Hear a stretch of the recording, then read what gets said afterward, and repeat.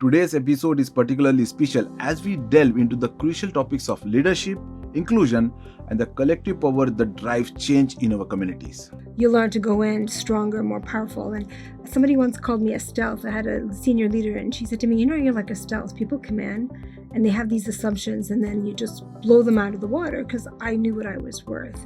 Embrace these challenges, learn from them, and use them as stepping stones towards your personal and professional growth. We'll collaborate with other people and we'll invite others, we'll share the resources. So what's happening now is we're amplifying our values, we're providing people opportunities.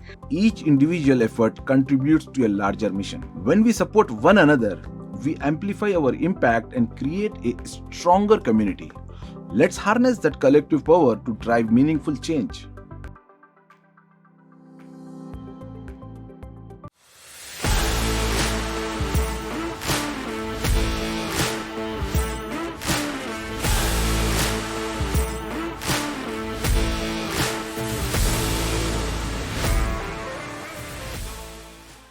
Welcome to the Canadian SME Small Business Podcast, where we explore the vital role of small businesses in our economy and society. Today's episode is particularly special as we delve into the crucial topics of leadership, inclusion, and the collective power that drives change in our communities. We are honored to have Dr. Georgette Zinaty with us today. Dr. Georgette is the founder and CEO of Women Helping Empower Women, as well as the Chief of Staff at Myant Corporation. With her extensive experience in business leadership, diversity and inclusion, Dr. Georgette has made significant contributions in the field and has been recognized as a thought leader in leadership dynamics. Dr. Georgette holds multiple degrees, including a doctorate in business administration, and has been a recipient of various awards for her innovation and community impact. We are thrilled to have her share her insights on how to navigate the challenges of leadership in today's rapidly evolving landscape. Good afternoon, Dr. Georgette. Welcome to the Canadian SME Small Business Podcast. How are you doing today? I'm good. Thank you for having me. It's a pleasure. Let's discuss about the challenges and opportunities about leadership. Leadership is constantly, evolving challenge, particularly in today's fast-paced environment. Let's explore how leaders can adapt and thrive. Can you share some of the most significant challenges you have faced in your leadership journey and how you have turned them into opportunities? Well, it's interesting. So as a woman working my way through the organizations, there's always this impression that every time I'd walk into a room, as you get higher and higher, there's less and less that look like you. So I learned very early on that I'd had to prove myself multiple times, but then that might seem like a negative, but in fact, it gave me the confidence that I felt I needed to be able to, because every time you kind of break that threshold, you learn to go in stronger, more powerful. And somebody once called me a stealth. I had a senior leader and she said to me, you're like a stealth. People kind of come in and they have these assumptions and then you just blow them out of the water because I knew what I was worth.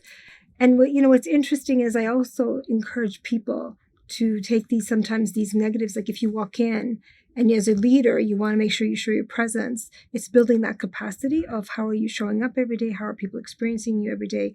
Are you consistent? But also, are you able to own the room and do it in a meaningful way? So I'll share with you a quick story. I'm being, very senior leader at, a big organization. It was the largest university in Canada. I was presenting right after, a member of the senior leadership team. And after I did this very public presentation that was live streamed, first question was somebody asking me for my credentials. What were your credentials for this position that you're holding? So you can imagine I'm already in the job. Right. So people gasped, people murmured, and then the chair of the, of governing council at the time said, did he just ask her for her CV? Mm-hmm. But I chose to, instead of saying, I'm not sure why you asked me that question, I said, thank you for the opportunity. Right. And I used the 2-3 minutes to talk about how great I was and the successes I've had. So the reason I share that is because we are often, when you're kind of as a leader and you're growing and developing, are going to be in positions where maybe people are going to question like, well, how did you get here? Right. Should you be here? And you could get defensive or you could say, well, let me explain all the wonderful things that I've done and why I absolutely deserve to be here. And I used it as a plus for myself. And people actually messaged me later and said, you handled that so beautifully. So it brought up my market value with my peers, my colleagues, and anybody else that was in that space. Thank you for sharing that experience, doctor. What is your advice to someone if they're in the same position? If someone is asking for the credential, what is your advice? I would say do what I did, which is say thank you for that question. So let me tell you about why I do what I do. Right. And I would imagine that if you're in a significant role, you've had some good accomplishments that you're very proud of. Right. So I would double down on those, but in a nice way. Right. So I smiled because I thought, I can't, in my head, I was thinking something differently, but I smiled. And I would say, if you're in a certain role, can you imagine being a very, very senior leader? I actually worked to get there. Right. And the person before me wasn't asked that question. He was a man. So you could get defensive, but I don't think that's the way to go. Right. So what I say is, in my head, I often say, why do people do what they do when they behave a certain way? So he's making assumptions about who I am. Someone could be making assumptions about who you are. And so how do you debunk that? So I doubled down on the, not here's my qualifications, because I could have done that. I said, well, here's some things that I've done that are transformative that you may or may not be aware of. And it was like, I took this department from here to here. I did this. These were called. Then I smiled nicely and I said, does that answer your question? And he went, yeah, thanks. I said, no, thanks for asking it. And then we went on to business. And I got to own that. And I felt very powerful answering it that way. And that's why I encourage people to do it this way rather than getting defensive, which I think takes away and gives that person the power when they're trying to minimize your power. Right. And that's leadership. Right. That's a very good advice, doctor. Answer any negative question with a smile. Don't be defensive. And thank you so much for sharing those insights. It's fascinating to see, how challenges can often lead to growth. Doctor, how do you think emerging leaders can best prepare themselves for this kind of challenges? Yeah, so I think what's very important for the future leaders when I look at sort of what holds people back, often, especially for younger people, but in general, I'm going to say based on the work that I've done, because I do a lot of coaching and all that kind of stuff, confidence is really important, but not being cocky, right? So just having that nice sort of sense of confidence, but being humble at the same time. Strong communication skills. And what I mean by that is people say, well, I have an accent. I love accents. I don't have a problem with accents. It's how you speak. Right. It's the pausing. Right. It's owning the space. It's being able to read the room, Right. reading body language. All of those things are going to be important to how do you kind of make yourself seem like you're ready to go. The other part of it is, and I think is very important, I do a lot of work in this space too, is what I call networking up. So most people don't know how to network, let alone what I call networking up, which is not networking with people you know and your friends. I'm talking about how do you set the career path for where you want to go? How do you make sure that your work, people know about the good work that you're doing without being braggy about it or boastful, but doing it in a way that is going to actually get people to say, oh, okay, this person has potential to go here, here, and here. And how do you help others through your consulting business for overcoming these challenges? Yeah, so we have our nonprofit where we do a lot of work through that. But I also do a lot of coaching. Mm-hmm. I do a lot of training. I love it because for me, it's your passion. It's my passion, Yeah. but also, I was working with somebody, just recently. It was a man who's got this new business up and running. It's a small business. He's got it up and running. The challenge, of course, is getting in front of the right people to make the pitch to close the deal. And so I said, okay, let's walk through the presentation. And part of it was just using the right words in the presentation. But part of it is also coaching him on, at this point, you're going to pause and ask them a question. So you're not speaking at the client and working through a deck of 20 slides. You want to be able to say, is this resonating? Does this make sense? Is my understanding is this? You're engaging them. And so we kind of worked through it. And then I said, let me know how it goes. And he messaged me. He said, I've got a second call. They want to learn more. And I went, congratulations. Right. But so, sometimes it's that. But sometimes it's sort of doing much more self-reflection on who we are, what's holding us back, then how we break those barriers to get to the next level. Because if you're not doing that, you're not going to get to the next level, right? It's that negative self-talk. Right. As you rightly said, Doctor, leadership is about adapting and learning. Dear listeners, as we reflect on the challenges of leadership, remember that every setback can be a setup for a comeback. Embrace these challenges, learn from them, and use them as stepping stones towards your personal and professional growth. Your journey as a leader is just as important as your destination.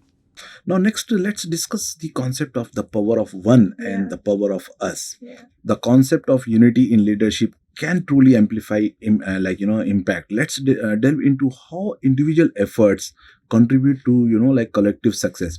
Can you elaborate on the power of one and the power of us, and why it's important in today's business landscape? So I think it's important in the landscape, but also as human beings, as individuals. So most of us don't even realize the power that we have. Right. But I talk about when we talk about our women helping empower women, our tagline is actually collaboration over competition. So if I think about the number of small businesses in Canada, Collaboration over competition. Yes. That's a very good line. Yeah, thank you. I realized it's actually how I work. Right. So it's sort of thought, well, that's gonna be our tagline. And what's interesting is when you think about small businesses, so I think it's like 97 or 98.7 of in Canada are the number of SMEs. Right. That's a huge number. Right. Now 70% of them sometimes don't make it because they run out of resources or they don't have all the things. They face a lot of challenges. There's a lot of challenges. Right. But what if instead of thinking of each other as competition, we collaborated? So I've been doing a lot of this in the last 2 years. So for example, I work with other organizations that share similar values. And I think, okay, well, I can't be running an event every single day or every month. Right. So for example, we'll collaborate with other people and we'll invite others, we'll share the resources. So what's happening now is we're amplifying our values. We're providing people opportunities. We're making sure that we're creating this ripple effect, right? So the power of all of us together are actually creating momentum, moving a whole group forward. So that to me is really important. Now I live that truth. I mean, the other part of it is, are we willing to open doors for other people?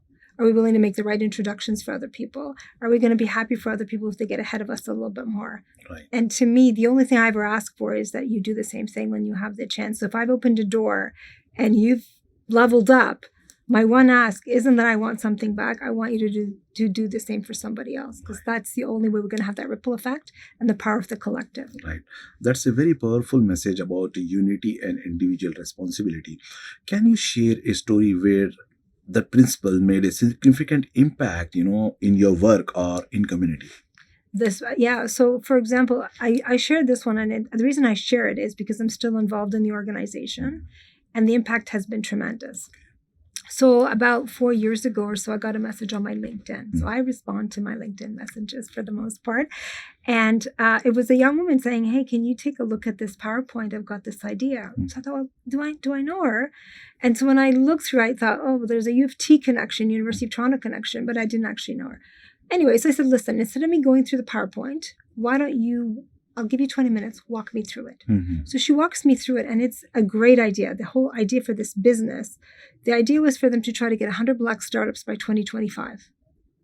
And so I thought this is a great idea, but they needed to partner with somebody. So I said, who are you working with? And she said, well, we're trying to get into universities and stuff. And I said, okay, look, I've got connections at the University of Toronto. Let me make some calls. And I had connections in a few other places. So I made a few calls, and I said to basically a very, very senior person, like, you should give this woman 30 minutes of your time. It's like I'm handing this on a silver platter, basically. And they have now become one of the best stories that have come out of the university. They've got funding, they have grown, they have surpassed their target. But it's not just the 100 Black startups, it's the ripple effect of those 100 businesses in the communities and the people within them. So you might be a CEO, but think about all the people that benefit from you having this business. Right? There's a ripple effect in your own family, in your community, the people that you hire, and so forth and so forth. So the ripple effect has been huge. And, I'm still proud to be part of that organization. But it was the power of us. It was one person opening a door, and then look at where they are now. As you rightly said, Doctor, collaboration and unity are clearly key to success. Thank you for highlighting how these principles, make a difference today. To our listeners, think about the power of unity as we discuss power of one and power of us. Each individual effort contributes to a larger mission. When we support one another, we amplify our impact and create a stronger community. Let's harness that collective power to drive meaningful change. Let's discuss about the challenge, change in inclusive leadership. Inclusive leadership is more than a trend. It's a necessity for fostering innovation and equity in the workplace. Let's discuss its evolution. What changes do you see as crucial in inclusive leadership today? And how can organizations implement these changes effectively? Yeah, so what's interesting is leadership as a whole has changed. So if you think 30, 40 years ago, Leadership was very much command and control, and that's what we admired. But now, today, we look at what we call inclusive leadership. So what does that actually mean? So for me, when I think about that, the things that I train people on is being able to even understand things like intersectionality. So it's not just being able to have a DEI program and say, oh yeah, I've got it. We've got these policies. I always say policies, don't change minds. They keep people in check. They keep your behavior in check. Inclusivity actually means we are actually aware of someone else's perception, of their lived experience. Then how do we make people feel welcome and belong? Yeah. But also harnessing that diversity to say, how can we take our company to another level? So I often talk about, organizations that really survived, even small and medium businesses that really survived, were the ones that knew how to pivot. And being able to pivot and see opportunities, well, you need different perspectives at the table. So the companies and even the big organizations that have done well are the ones that have much more inclusive senior leadership teams, perspectives. Otherwise, you're not going to get to where you want to go. So part of it is being able to hear other people, being able to understand, intersectionality, being able to live that on every single day. Because I think as leaders, if you're going to have a CEO and you can't talk about it and not do it. Right. And so that shows up in different ways. It shows up in different ways in my life as the CEO and founder of WOO. But, it's also important for other people to feel that and do that every day. Right. It's refreshing to hear about the tangible, steps organizations can take towards inclusion. What are some common pitfalls, a lot of organizations face when trying to implement inclusive practices? So what I've seen, and this is where I talk to people often about, is you have to measure what matters. So it's easy for a consulting company to come into an organization and say, here's all the things that you need to be more inclusive. But that list could be really long. Right. So unless you have the resources to do all of that and the time, because it's not just like there's certain things that you could do, the pronouns, that's nice. But I call that ticking off the box. Policies, ticking off the box. Those are easy things to do. But how do you change the culture? That requires work. But also you cannot do 100 things to be super inclusive. So I always say, well, let's begin with baby steps. One step at a time. Yeah, let's do maybe 4 or 5 things that you want to do a year as a company. Right. And how are we going to measure that? What does success actually look like? What are the things that matter to us as a company in order for us to do them and to do them well? Right. So if you're not doing that, then you're doing this. Because I could have a policy, I could have a statement, I could have the pronouns, but that doesn't mean that our place is more inclusive. It looks like it, but that's not how people are feeling every single day. So that's really where you start talking about culture change. Thank you so much for sharing those insights. As we take a brief pause, think about how inclusive leadership can reshape the future of your organization. You dreamt big. You made the leap. You and your "we're not stopping at small" business. Doesn't matter you've never done it before. You unlock those problems. You adapt to change. You learn to evolve. You're pioneers in challenging times, finding your own frontiers. Wherever you e-commerce, UPS is with you. So nothing is going to hold you back. 4 billion people check their email every day. That's 4 billion missed opportunities if your message doesn't make it. To reach your customer's inbox, you need a winning strategy. And Constant Contact delivers. Literally, over 97% deliverability. Elevate your email game with easy-to-use templates, writing assistants powered by AI, and in-depth metrics. Ensuring your email is flawless, delivered, and read. Constant Contact delivers. Give it a try. At IHG Hotels and Resorts, we're in the business of you. We're here to help you plug in, Connect and recharge. make an impression, and meet with confidence. With 19 brands built for business, your business gets even more rewarding. With an award-winning loyalty program at 6,000 IHG hotels and resorts worldwide. Welcome back, everyone. Now let's dive into the exciting opportunities that lie ahead in transforming leadership dynamics. Moving forward, Dr. what unique opportunities do you see for leaders to make impactful changes in their organizations?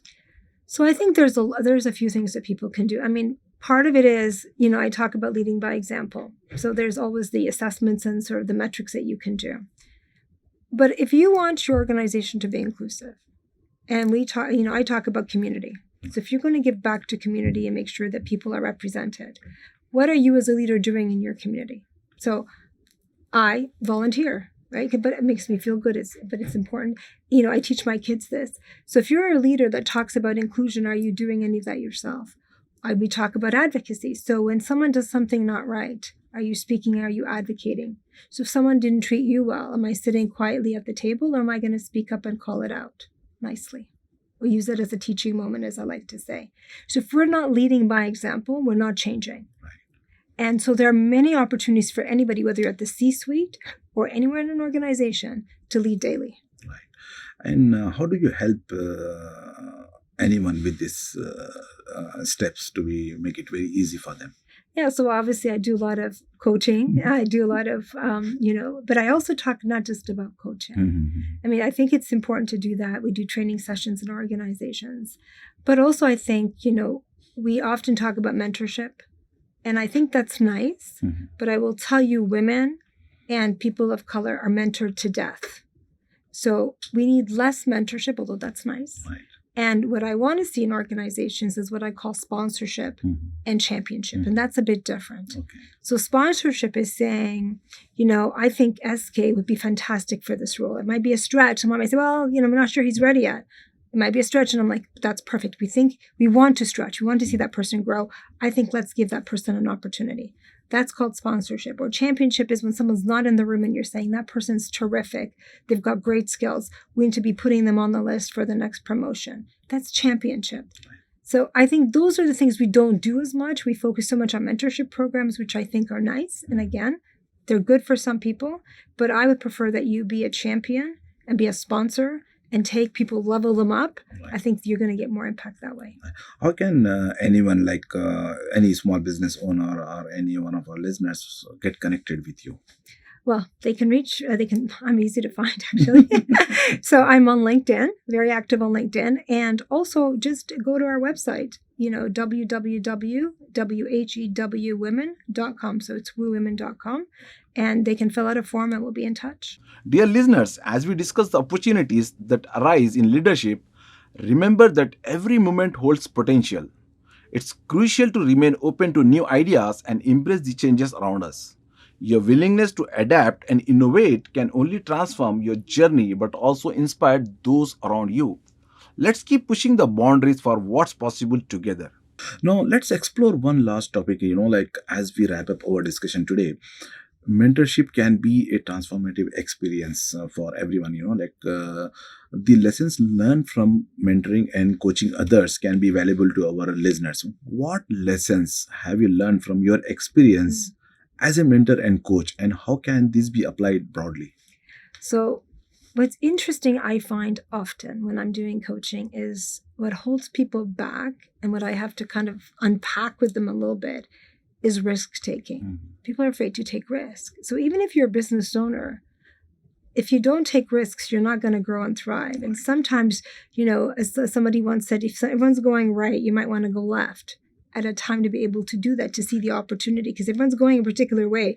You're kind of what I talk about, blue ocean and red ocean strategy. If you're in the red ocean, it's just a matter of, survival, right? Everyone's going to eat it. But if you kind of rethink it and move sideways. And so when I often work with people and I'm coaching and even small businesses, I often say to them, what's holding you back? Are you taking the risk? Is it a calculated risk? Are you going left, when everyone's going right? Are you thinking about blue ocean and leveling up your company? And are you actually harnessing the power, as I said earlier, of collaboration? Are you working single-handedly? Or if you step back and said, if I partner with X, Y, and Z, I could actually expand my business much more. So rather than seeing all these people as competition, so I'm not saying work in the same space. Collaboration over competition. 100%. So they may not be in the same business as you, but they may be in adjacent businesses that complement what you do. And if you think of it that way, that's very strategic and allows you to grow without you having to make that investment on the growth side. Doctor, your experiences are a testament, to the power of guidance and support in leadership. How can organization foster a culture of mentorship among their teams? So a lot of organizations have what I call mentorship programs, but I would say let's rethink that a little bit. So I think mentorship is good. And it's only good if it's successful if if you do the right match. So I actually led a mentorship program when I was at the University of Toronto. And it was actually a young man that worked with us that did a lot of the pre-screening.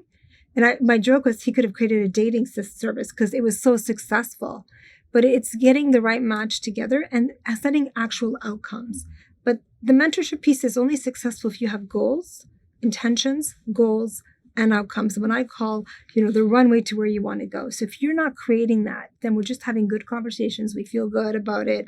Thank you for making me feel good about me. And then it's done, ticking off the box.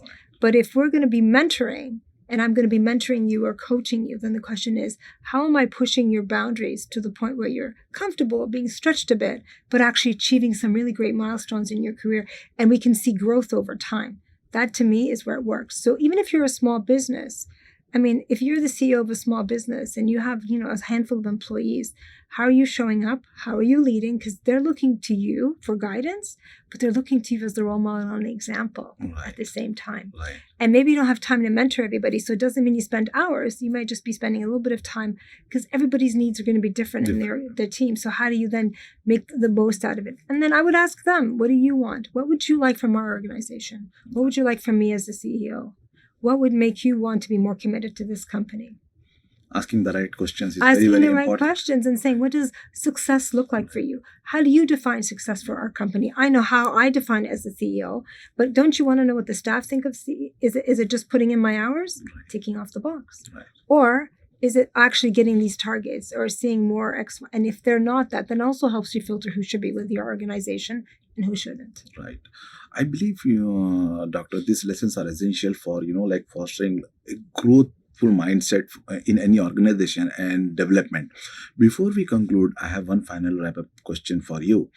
If you could share one key takeaway for our listeners on how to lead inclusively and effectively, what it would be? I think what's very important is to do a bit of, I'm going to call it a bit of an audit, to say, how are we defining inclusion in our organization? So is it just, sometimes people have said to me, we have all these diverse people. We have the United Nations working. I'm like, that's nice. So welcome to working in Canada. But how do people feel? So how are we defining inclusion? And inclusion is really about people wanting to bring their best selves to work, being able to show up and feeling like they belong. So how are we doing that so that everyone feels that? And if you're a small business, you're able to do that way easier, believe it or not, than a big company, where people can be just a number clocking in and clocking out. So then the question then becomes, how do we create that culture? So if I was the CEO of a small company, I'd say to people, well, how do you want to feel included? So are we celebrating certain things, or are we making sure everyone's voice is heard at the table? We're not being dismissive. Those are little small things you could do daily that make sure that people feel like they're welcome and they're inclusive. Right. Thank you so much, Dr. Georgette, for sharing your invaluable insights with us today. Your commitment to empowering others is truly inspiring. It was a great pleasure hosting you today. Thank you for having me. I appreciate it. And thanks for all the work you do for small and medium businesses. I appreciate you. Thank you so much. Thank you. Thank you everyone for tuning in to today's Canadian SME Small Business Podcast. Today, we had the pleasure of speaking with Dr. Georgette Zinaty. We explore the evolving landscape of leadership and the importance of inclusion and the collective power that drives change in our communities. A special thanks to our partners, RBC, UPS, Constant Contact, IHG Hotels and Resorts, and Google for their invaluable support in bringing this discussion to life. Don't forget to tune in to our official website, CanadianSME.ca, to subscribe to the Canadian SME Small Business Magazine for more insights and content like this. Until next time, take care and we will see you in our next episode.